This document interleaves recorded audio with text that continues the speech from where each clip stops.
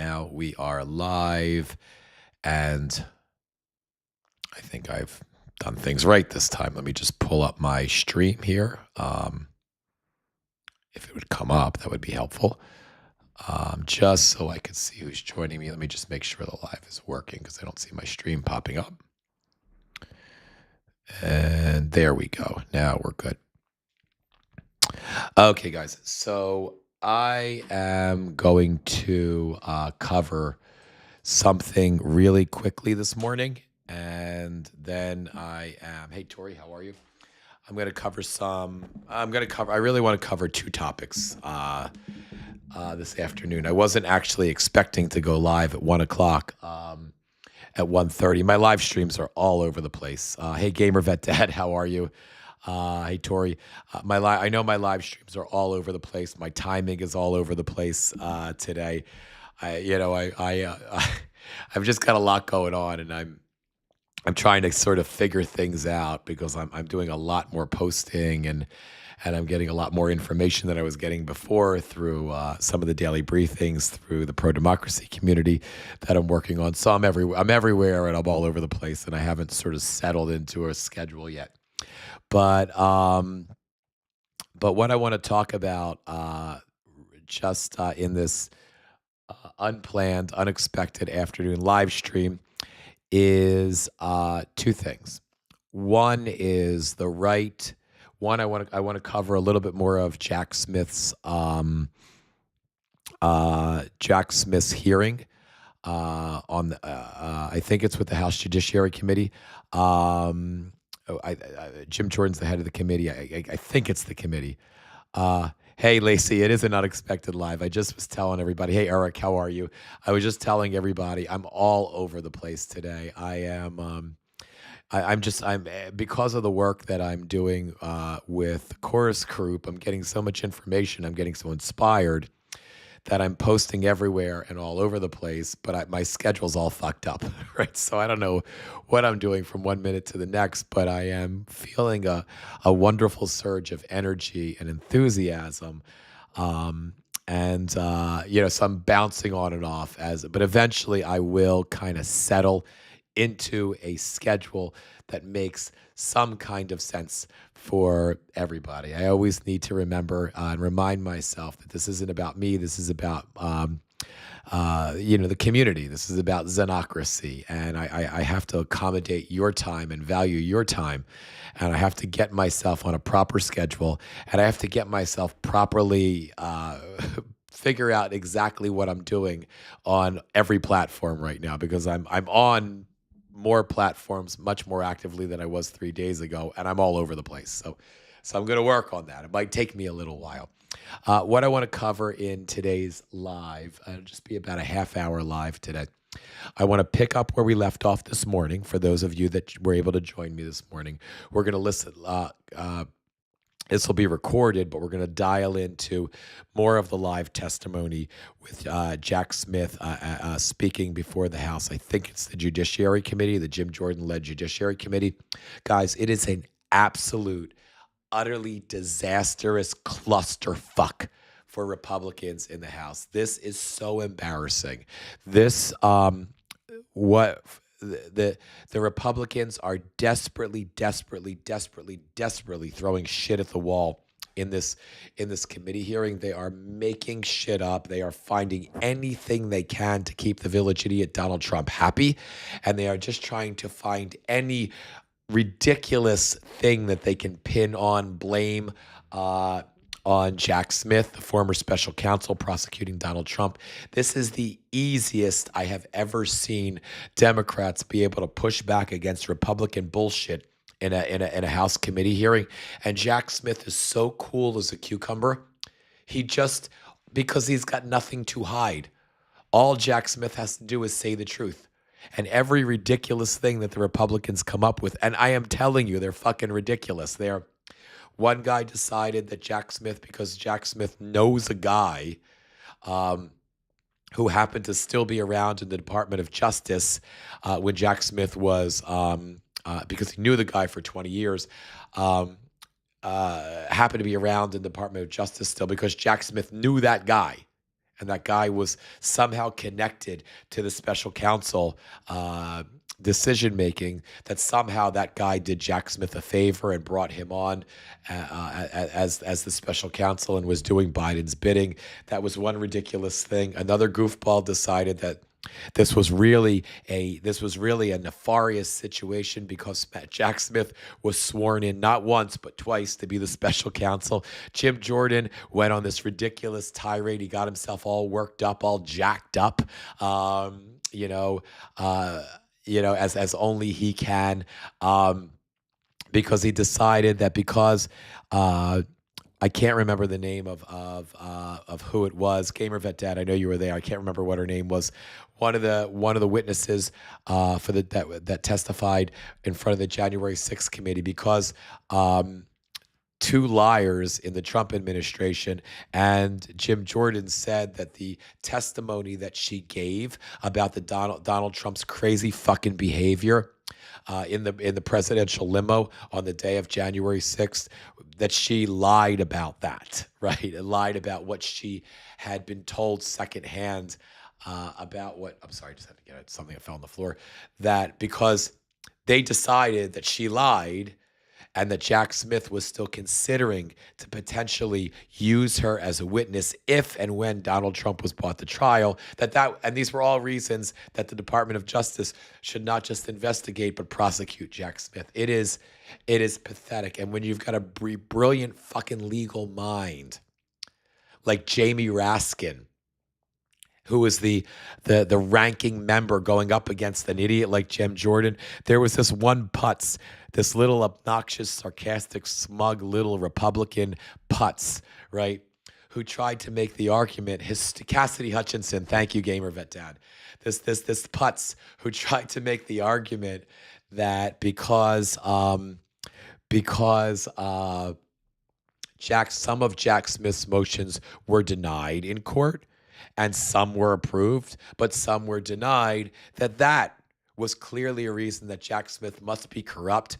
He did an illegal investigation. Everybody was calling him out for bullshit. Everybody said he was bad. And this little putz, this little smug, probably former prosecutor putz, just is going on so proud of himself that he just hammered away, and he just got Jack Smith. And Jack Smith's reaction to each of his questions was, again, cool, calm. And when the guy wouldn't let Jack answer a question because he wanted to make his point, and Jack was like, okay, fuck it. Jamie Raskin then says, it was so great. Jamie Raskin, Gil from Texas, thank you, Congressman Gil.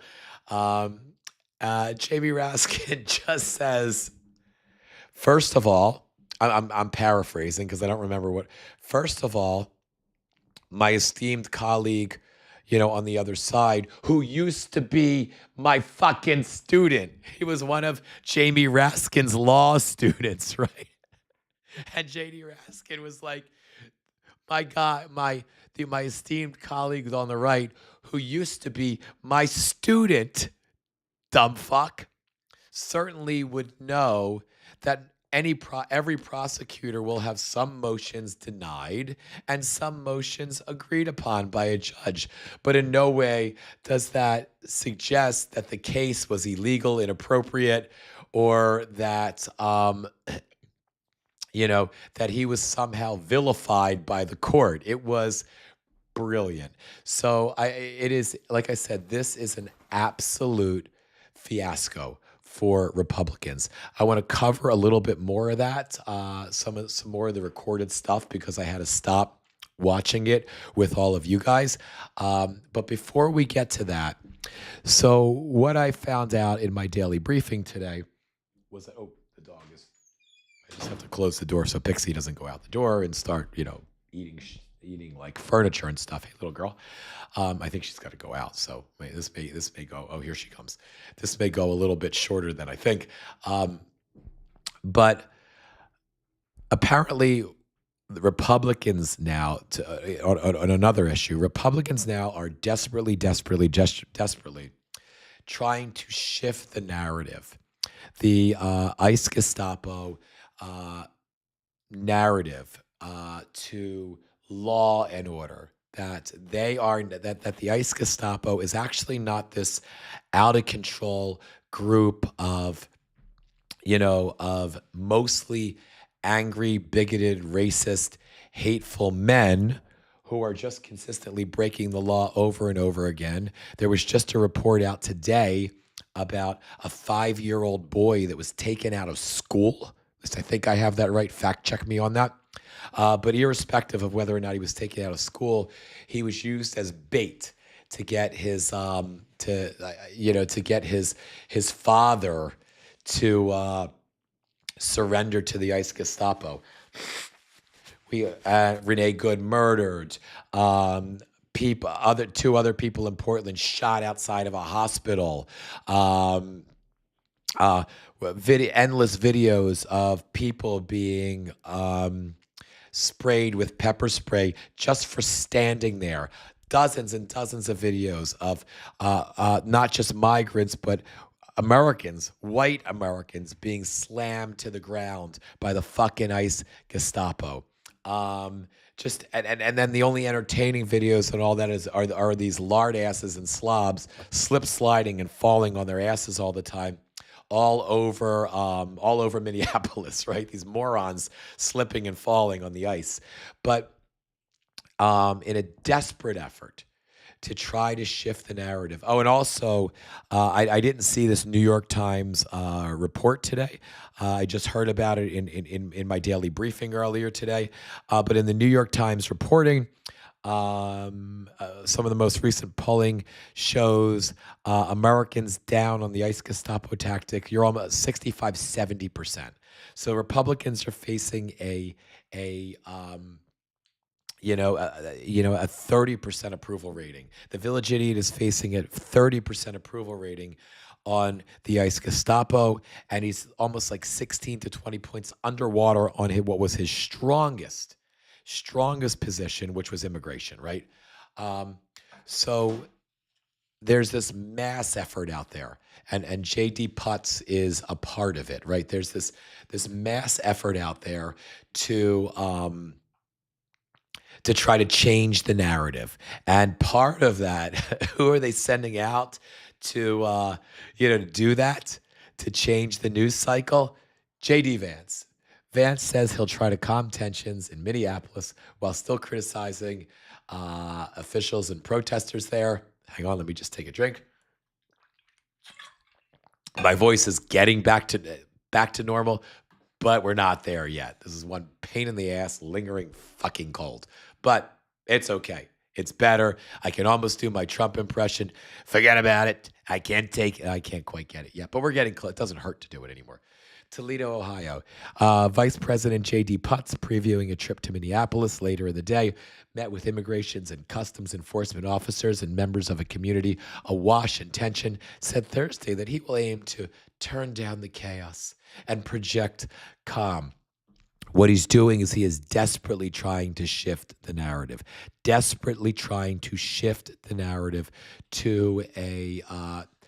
a pro, get some increase in those anti-Trump approval ratings on this narrative. Project calm. He also used coarse language to reinforce the idiot's position that Democrats there are impending ICE operations and have created an environment that breeds unruly protests. Quote, if you disagree, fine. Make that argument, Vance said in response to a question from a reporter during an event here to promote the White House's economic policies. But make that argument at the ballot box. Then don't make it while they're smashing people's fucking heads in. Go and vote. They have JD. They've been voting since January 20th, you dumb fuck. And they have voted, and Republicans have underperformed anywhere from 10 to 30 to 50% in almost every fucking election, as note. They're making that argument shit for brains. But make that at the ballot box. Write an op-ed in a newspaper. Argue about it on social media. Don't go to the streets and start assaulting federal law enforcement officers because you disagree with the policies of our administration. It's cowardly bullshit. I said bullshit. Might somebody get me a couch? I used a bad word. I said bullshit, and I'm really tough. Bullshit. I'm going to say it again. Fucking bullshit. Oh my God, I said fucking. Donald, somebody get me a phone. Mr. President, sir, I said the F word to them. I said it. I said fuck. I said fuck. Oh. Donald told me he's proud of me. Fuck you, J.D. Vance. What's cowardly bullshit is you, J.D. Vance, and it's got to stop. The remarks came hours before Vance was expected to hold a roundtable discussion and deliver a speech in Minneapolis, where a federal officer this month fatally shot Renee Nicole Good, 37, during a confrontation. Trump, Vance, and other administration officials have, without offering conclusive evidence, said that Good was connected to left-wing protesters and she was a threat to officers. They called her a domestic terrorist just moments after she was murdered. So fuck them. I don't want to read any more of Vance's statement because I don't want to give it any more attention than the attention that it does not deserve.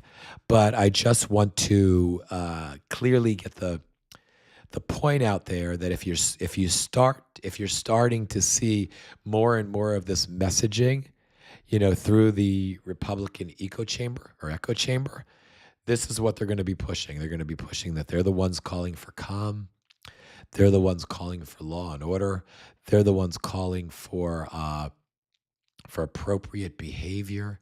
And the problem that they have, hey, Irish Aggie, the problem that they have is as they continue to do this, videos are still coming out every single day, every single hour of every single day of the ICE Gestapo committing atrocities. Guys, I'm gonna have to stop the live. I'm so sorry. I have to end. I'm gonna be back in a couple seconds, but actually, I'm going to let the live run. I'm going to do something I wouldn't normally do.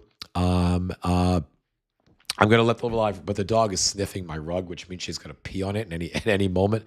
And she's been patiently sitting here since about probably 9 o'clock this morning. So I got to take her out real fast. If you want to stick around, go grab a coffee, go grab, a sandwich or whatever else. I'll just be about 5-10 minutes. I just got to take her for a quick walk so she doesn't pee on my foot or on the rug. If you decide to go, I get it. I don't blame you. And what I'll do is while I'm out, I'm just going to play. I'm going to start covering the next thing that we were going to cover, which is some of the recorded. I know the testimony is still going on live now, I think, but some of the recorded testimony of the Jack Smith hearing. And I'll be back in just about 10 minutes. I get it if you've got a bolt, though, if you don't want to sit around and wait. I'll be right back, though. Thank you, guys. Or maybe I won't be able to do this. Hang on. Don't go away. Oh, man, I'm having some trouble playing this. Hang on, little girl. Don't pee on the floor. Well, you can't pee on the floor because I've got your leash. Oh, shoot. Republican committee member, Congressman. Oh, man. Let me just go back to this. I'm sorry, guys. I was right in the spot where I wanted to be, and I just lost it. Let's just start this again. Las escuelas públicas de la ciudad de Nueva York hablan su idioma. Hang on, ¿Sabía guys. que Just las bear with me. familias de la ciudad de Nueva York? The motion with the court before President Trump's defense counsel had the same chance to report your findings to the American people that every other special counsel investigating an American president. Jim Jordan is such a putz. He's such a pathetic little weenie. Oh, is this just so this clip here is not the whole thing. It's just the first part of it. And that's not what I want. Where is... Las escuelas públicas de la ciudad de Nueva York guys, bear hablan with su me. idioma. ¿Sabía que las familias de la ciudad de Nueva York wouldn't be surprised. Committee and with the 5-page Of law. The best of us. Records seized would not know about it. And you even didn't tell those judges that it was members of Congress whose records you were going after in a Yeah. Little girl, stop. contravention All right, of a watch federal this. statute saying that a telephone provider for a Senate office. All right, I want you to watch this smug little putz, okay? I don't know why the full hearing isn't here. I know she's gonna pee on my foot. Just watch this putz and watch Raskin respond. Start with the gentleman from California. I'll be right back. 5 minutes. Good morning, Mr. Smith. When Attorney General Garland appointed you, he cited the particularly sensitive matters at issue and extraordinary circumstances as the reason for appointing a special counsel. What did you take that to mean?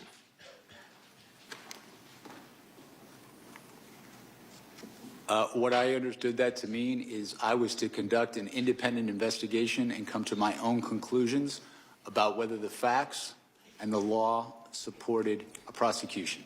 But clearly he was alluding to the fact that we had an investigation into a leading candidate for president. That was part of the extraordinary circumstances. Would you agree?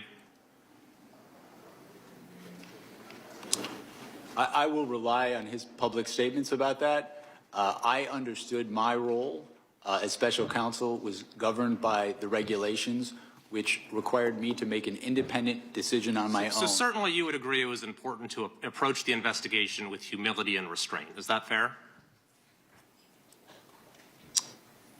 Yes, and that's what I sought to do. I sought to And conduct... you thought you possessed those qualities. In fact, you testified at your deposition, quote, "I thought I was the right person for the job." Of course, some disagreed. Constitutional law professor Jonathan Turley, for example, has said, quote, "Jack Smith has a reputation for stretching criminal statutes beyond the breaking point." I assume you disagree with that statement by Professor Turley. I do disagree with that statement. I think my career speaks for itself. I have been... But that statement was also, and I'm sorry to have to interrupt, I just have a short amount of time. That statement was also echoed by the United States Supreme Court in a unanimous opinion in McDonald versus the United States, where the court overturned convictions that you had pursued against a former governor, criticizing your boundless interpretation of the federal criminal statute. At issue, that opinion was joined by Justices Ginsburg, Breyer, Sotomayor, and Kagan. So do you also disagree with that statement by those justices? I have conducted my career in a nonpartisan fashion. That particular case, the legal position that the department took, that wasn't my personal position. That was the position of the department. I see. So, Mr. Smith, I've had the opportunity during my time on this committee to review the work of two special counsels, John Durham, appointed during the Trump administration, and Robert Hur during the Biden administration. And in both cases, they seem to exhibit that humility and restraint that we talked about. But in reviewing in detail the way you conducted this investigation, I see a very different mode of operation. One that sought maximum litigation advantage at every turn, one that repeatedly circumvented constitutional limitations to the point that you had to be reined in again and again throughout the process. For example, shortly after you became special counsel, you issued a subpoena for the phone records of the Speaker of the House of Representatives over a 2-month period, along with for other senators and representatives, even though the public integrity section at DOJ cited litigation risk to doing this. What was that litigation risk?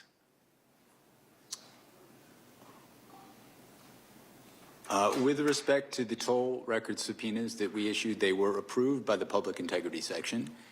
The Public Integrity Section, in approving those subpoenas, noted the fact that the subpoenas were for records for people who were not targets of our investigation.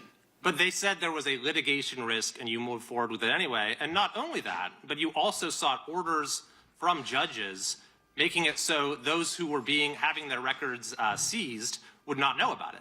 And you even didn't tell those judges that it was members of Congress whose records you were going after in apparent contravention of a federal statute saying that a telephone provider for a Senate office shall not be barred from providing notice that the records had been requested. Now, if you sought to do that today, would you be able to get away with that, with asking the judges for a non-disclosure order without telling them these are members of Congress? When we secured these toll record subpoenas, it was done consistent with department policy. You're correct in that that policy has since changed. They changed the policy based upon the actions that you took. Similarly, you issued a gag order against President Trump that the D.C. Circuit Court of Appeals vacated as overbroad. Is that correct?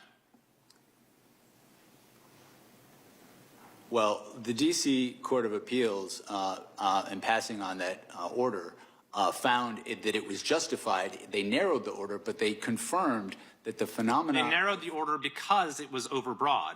In addition to that, you sought an early trial date that the district court rejected, and when you presented your prosecution memo to Attorney General Garland, it's been reported that he was visibly unimpressed and expressed First Amendment concerns. So, Mr. Smith, looking at the record, I see that you were reversed and rebuked by the Department of Justice itself, by the Attorney General, by the Solicitor General, by multiple district court justices, judges, by the Court of Appeals, and by the U.S. Supreme Court itself. So my final question is, do you believe that you made any mistakes? Do you have any regrets as to how you conducted this investigation?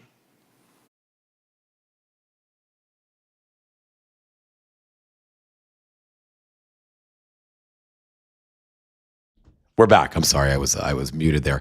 We're back. I'm sorry about that, guys. The dog completely played me. She did not have to pee in any way, shape, or form. It was a total like. I'm sorry, putting my pillow back here so I don't hurt my back. It was a total scam. But we're back. Anyway, I just want to mention before I just want to kind of finish this, but so you guys can see the rest of it. But this is the best it gets. This clown is the best that they get. And I want you to see how Raskin just shuts all of this, geniuses, this baby geniuses, brilliant cross-examination, how Raskin just shuts it down. It's just with with two sentences. If I have any regret, it would be not expressing enough appreciation for my staff who work so hard in these investigations. We followed the facts and the law. These people who work for me sacrificed endlessly and have endured way too much for just doing their job. So if anything, I wish that I had thanked them. Time of the gentleman. No mistakes. There's that humility. Mr. Chair, I yield back. Yeah, time of the gentleman's right. The chair now recognizes the ranking member for 5 minutes. Well, thank you, Mr. Chairman. And the good gentleman from California certainly knows, because he was a student of mine, that lawyers go to court and sometimes they win motions and sometimes they lose motions, and there's no crime in any of that. And I'm just sorry that you had to be lectured about humility and restraint by a politician, because we might not be best poised to lecture you on those particular virtues. But let's go to the toll record, since that's been raised. So Raskin just dug the knife into that guy's ego, which was just glorious to see. He was like, he was once my student. Oh, by the way, you sucked then and you suck now. And you dumb fuck, you spent a half an hour. It was 5 minutes. It felt like a half an hour. Coming up with all of this masterful prosecutorial babble and bullshit to try to catch him. But by the way, everybody, every prosecutors, sometimes they win and sometimes they lose on any particular matter.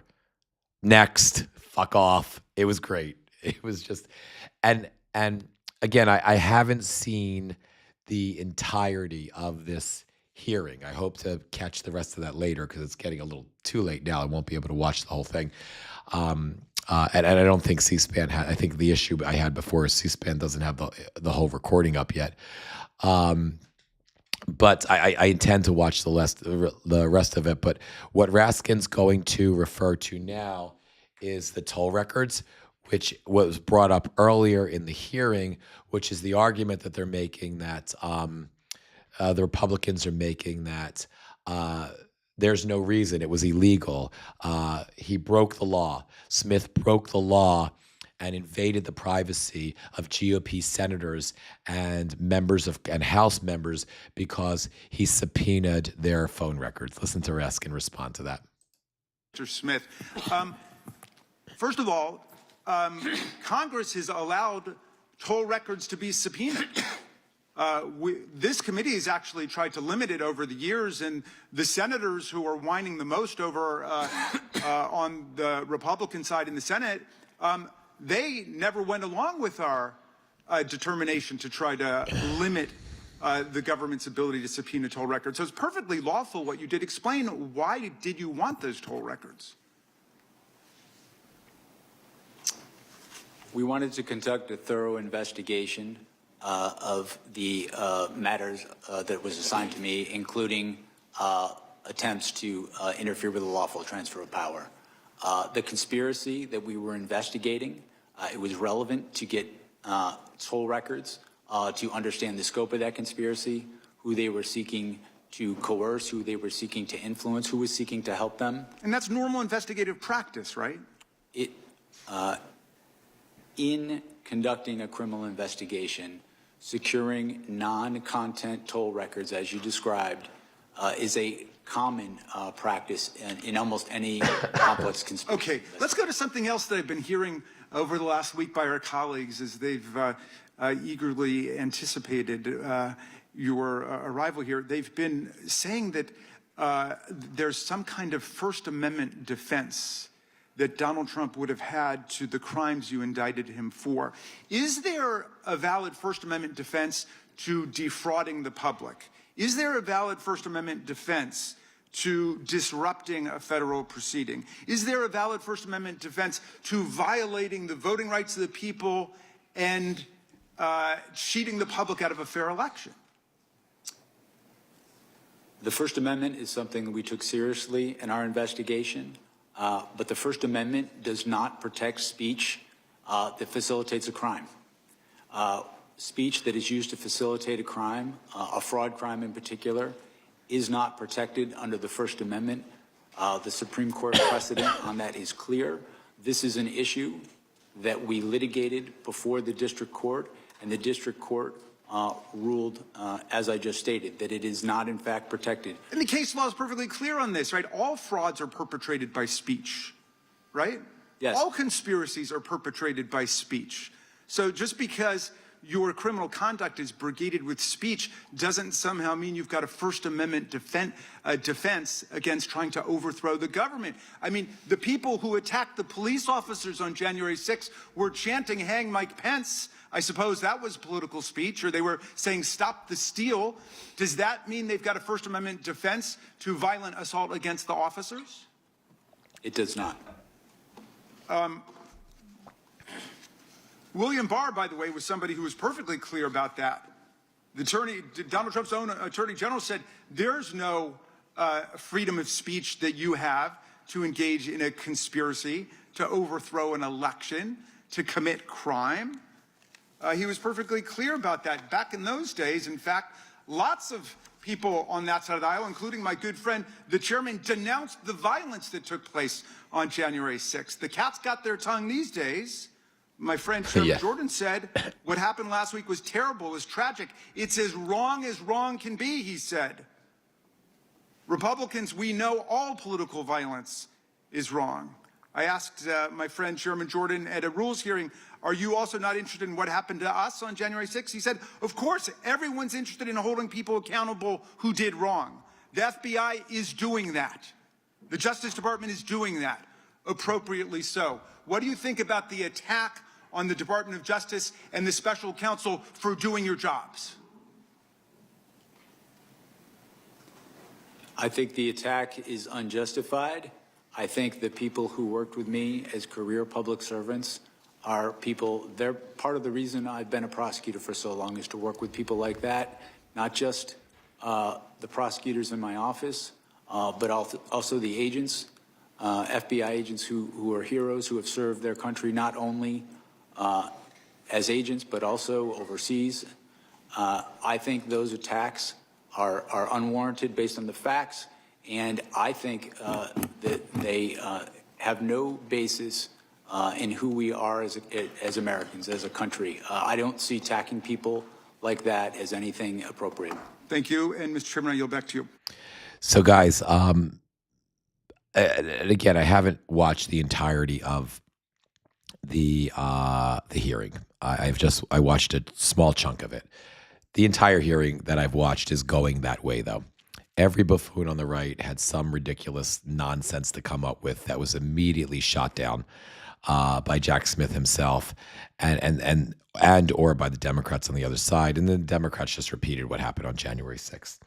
But I just noticed the idiot is responding to this on Truth Nutcase And so what has he got? Deranged Jack Smith is being decimated before Congress. It was over when they discussed his past failures and unfair prosecutions. He destroyed many lives under the guise of legitimacy. Jack Smith is a deranged animal who shouldn't be allowed to practice law. If he were a Republican, his license would be taken away from him, and far worse. Hopefully, the Attorney General is looking at what he's done, including some of the crooked and corrupt witnesses that he was attempting to use in his case against me. The whole thing was a Democrat scam. A big price should be paid by them for what they have put our country through. Poor Donald. Poor Donald. Do you guys, I really feel sad for Donald. He just really, really needs this to work out better for him. Poor Donald. Anyway, guys, I'm going to wrap the live now. I know this was a really short one. And thank you for your patience as I took the dog out for a walk where she got one over on me and didn't have to go to the bathroom anyway. I appreciate you guys for your patience on that. I will be putting this live up in a couple of hours, and I have the live from earlier today I'll be putting up as well. Hopefully I'll get some more posts out there too on all the socials. By the way, we're live on TikTok. I doubled up on this one. I multi-streamed. Went live on YouTube as well. So I'll kind of play around with that a little bit and see what happens. And the dog is obviously sensing that we're done. All right, guys, I love you guys. 1 minute at a time, 1 hour at a time, 1 day at a time, one live at a time. My voice improves a little bit each day. This is just one lingering, fucking annoying cold, but I feel so much better today, and I can speak without struggling at all. So hopefully tomorrow it'll be more than a little bit better, and it'll be back in full bloom. But until that, let me leave you with this. We're going to win so much, you may even get tired of winning. And you'll say, please, please, it's too much winning. We can't take it anymore. Mr. President, we're going to win so much, you may even get tired of winning. And you'll say, please, please, it's too much winning. We can't take it anymore. Mr. President, it's too much. And I'll say, no, it isn't. We have to keep winning. We have to win more. We're going to win more. We're going to win so much.